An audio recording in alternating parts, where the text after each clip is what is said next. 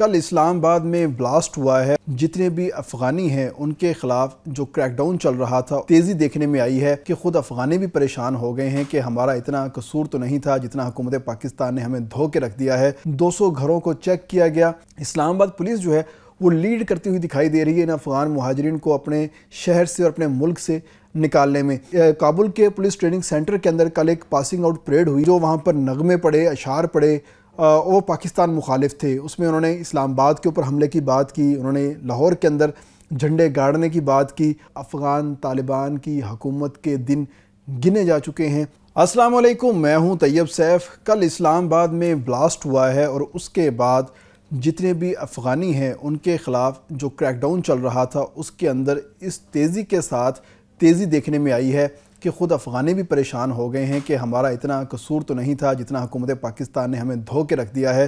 تو ان کو بتانا یہ چاہیں گے کہ آپ کا قصور بالکل ہے، کیونکہ پاکستان میں جہاں پر بھی امن و امان کی صورتحال خراب ہوتی ہے، اس کے پیچھے کسی اور کا کھرا نکلے نہ نکلے، افغانیوں کا اور خاص طور پہ افغان مہاجرین کا کھرا لازمی نکل آتا ہے۔ تو اسی لیے جو یہ دراندازی ہوئی پاکستان کے اندر، اس کے بعد سے افغانیوں کے خلاف جو صورتحال ہے وہ مزید سخت ہوئی، اور صرف 3 دن کے اندر تقریباً 12,000 سے زائد افغانیوں کو تورخم بارڈر سے واپس ان کے ملک واپس افغانستان بھجوا دیا گیا۔ اور اس کے ساتھ اسلام آباد کے اندر جو ایک کریک ڈاؤن ہوا، ہوش ربا تھا، اور اس میں جو چیزیں ڈسکس کی گئیں اور جو چیزیں چیک کی گئیں وہ بھی بڑی ڈیٹیل سے تھی۔ خاص طور پہ جن دکانوں کے بارے میں ان کو شبہ تھا کہ یہ دکانیں افغانی چلا رہے ہیں، ان دکانوں کو چیک کیا گیا۔ 25 دکانیں تھیں جن کی جانچ پڑتال کی گئی، اور ان میں جو افغانی تھے ان کو تھانے منتقل کیا گیا۔ اس کے ساتھ تقریباً 235 افراد سے پوچھ تاچھ کی گئی، اور اس پوچھ تاچھ کے اندر 47 مشتبہ افراد یعنی کہ افغان مہاجرین جو یہاں پہ قیام پذیر تھے ان کو تھانے منتقل کیا گیا، اور اس کے ساتھ 200 گھروں کو چیک کیا گیا، اور دیکھا گیا کہ آخر یہاں پر کوئی مالک مکان رہ رہا ہے یا کوئی کرایہ دار رہ رہا ہے، تو اس نے کوئی پراپرٹی کا جو کوئی خاص طور پہ جو اپنا اندراج ہے پولیس اسٹیشن کے اندر وہ کروایا ہوا یا نہیں کروایا ہوا۔ جنہوں نے نہیں کروایا تھا ان کو پوچھ تاچھ کے لیے تھانے منتقل کیا گیا، اور ساتھ ہی ساتھ جہاں پر ان کو افغانی ملا ہے تو اس کو اٹھا کے ہولڈنگ کیمپ کے اندر منتقل کیا گیا۔ اس دوران جو گاڑیاں ہیں وہ بھی چیک کی گئی، موٹر سائیکل بھی چیک کیے گئے، مطلب بڑی ڈیٹیل قسم کی چیکنگ وہاں پر کی گئی۔ ایک ایک گاڑی کا چیسز نمبر چیک کیا گیا، کہیں یہ افغانستان سے کابل سے نان کسٹم پیڈ ہو کے یہاں پر تک تو نہیں آ گئی۔ موٹر سائیکلوں کو چیک کیا گیا، تمام تر چیزیں چیک کی گئیں۔ اور اس کے بعد آئی جی اسلام آباد نے ایک بہت بڑی سٹیٹمنٹ دی ہے۔ انہوں نے کہا کہ پورے پاکستان میں اس وقت افغانیوں کے خلاف، افغان مہاجرین کے خلاف جتنے بھی آپریشن ہو رہے ہیں اس کا 40% اسلام آباد میں ہو رہا ہے، اور اسلام آباد پولیس کر رہی ہے۔ بے شک وہ بری امام ہے، گولڑا ہے، ترنول ہے، G11 ہے، I-12 ہے، جہاں جہاں افغانی بیٹھے ہوئے ہیں یا ان کی اطلاع ملتی ہے اس کا جو آپریشن ہوتا ہے وہ اسلام آباد پولیس کرتی ہے۔ اور پورے پاکستان میں اس ٹائم اسلام آباد پولیس جو ہے وہ لیڈ کرتی ہوئی دکھائی دے رہی ہے ان افغان مہاجرین کو اپنے شہر سے اور اپنے ملک سے نکالنے میں۔ اس کے بعد جو سب سے بڑی بات ہوئی ہے خاص طور پہ وہ یہ ہوئی ہے کہ کابل کے پولیس ٹریننگ سینٹر کے اندر کل ایک پاسنگ آؤٹ پریڈ ہوئی۔ اس پاسنگ آؤٹ پریڈ کے اندر جو پولیس کیڈٹس تھے انہوں نے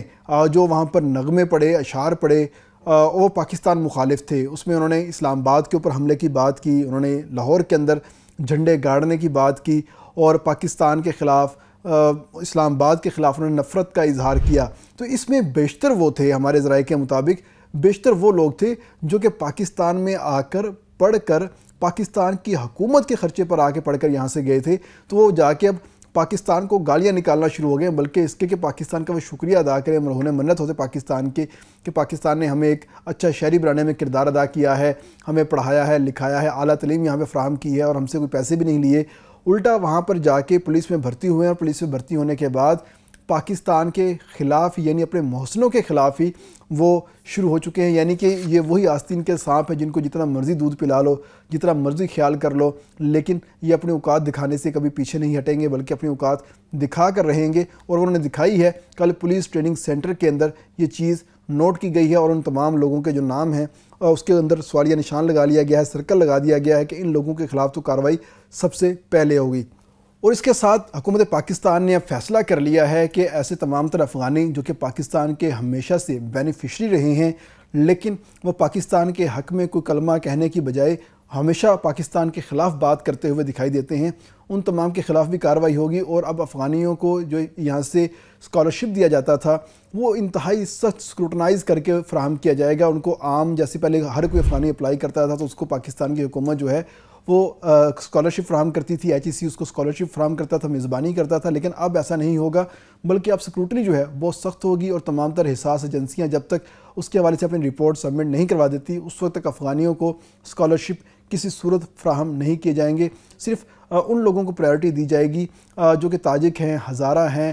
شمالی اتحاد سے تعلق رکھتے ہیں، افغانستان کے شمالی علاقوں سے تعلق رکھتے ہیں، ان تمام لوگوں کو پرائیورٹی دی جائے گی۔ لیکن جو افغان طالبان رجیم کے ساتھ منسلک ہیں اور پاکستان کے حوالے سے اچھے خواہشات نہیں رکھتے، ان تمام لوگوں کے اوپر فل سٹاپ جو ہے وہ لگا دیا جائے گا۔ اب وہ لوگ پاکستان کے اندر پڑھنے کے لیے اور مفت پڑھنے کے لیے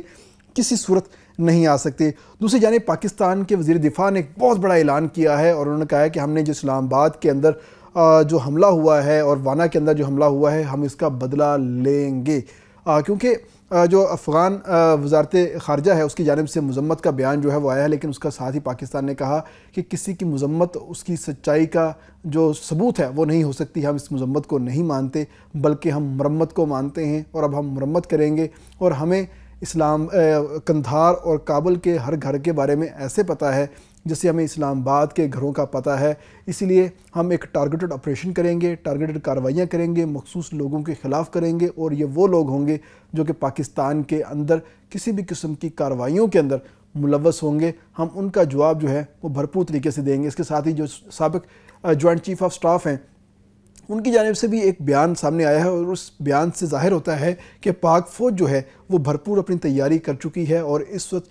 بارڈر کے اوپر ہیوی جو موومنٹ ہے ہمیں نظر آنا شروع ہو چکی ہے، اور اس سے یہی اندازہ ہوتا ہے کہ آنے والے دنوں میں آپ کو دوبارہ پھر سے F-16 یا دیگر فائٹر جو جیٹس ہیں وہ کابل کے اوپر اڑتے ہوئے آپ کو دکھائی دیں گے، اور وہاں پر جو مخصوص لوگ ہوں گے ان کے اوپر ٹارگٹ کرتے ہوئے دکھائی دیں گے، اور وہاں پر جتنے بھی دہشت گردی کے مراکز ہیں ان تمام کو نیست و نابود کیا جائے گا، اور کہا جائے گا کہ آپ پاکستان کے اوپر حملے کی بات کرتے ہیں، آپ اسلام آباد کو جلانے کی بات کرتے ہیں، آپ لاہور میں اپنے جھنڈے گاڑنے کی بات کرتے ہیں، آپ ڈیورنڈ لائن کو ختم کرنے کی بات کرتے ہیں، آئیں ہم ڈیورنڈ لائن کو ختم کرتے ہیں، ہم آپ کے علاقوں کو اپنے قبضے میں لیتے ہیں، ہم آپ کے صوبوں کو اپنے قبضے میں لیتے ہیں، اور آپ کو ہم سویلائزڈ بناتے ہیں، اور ہم آپ کو بتائیں گے کہ آداب حکمرانی کیا ہوتے ہیں، سویلائزیشن کیا ہوتی ہے۔ یہی نہیں کہ ہر چیز کے اوپر آپ پابندیاں لگا دو، اسلام کا نام جو ہے اپنے مقاصد کے لیے استعمال کرو، ایسا بالکل نہیں ہوگا۔ اب یہ فیصلہ ہو چکا ہے، اور پاکستان کے جو ذمہ داران ہیں انہوں نے یہ فیصلہ کر لیا ہے کہ اب افغان طالبان کی حکومت کے دن گنے جا چکے ہیں، اور اب وہاں پر پروگریسو اور عوام دوست حکومت آئے گی جو کہ ڈیموکریٹک سسٹم کے تحت آئے گی، اور اپنے لوگوں کا خیال رکھے گی، نہ کہ وہاں پر جو دہشت گرد چھپے ہوئے ہیں ان کا خیال رکھے گی۔ اس کے ساتھ اجازت دیجیے گا، اللہ حافظ۔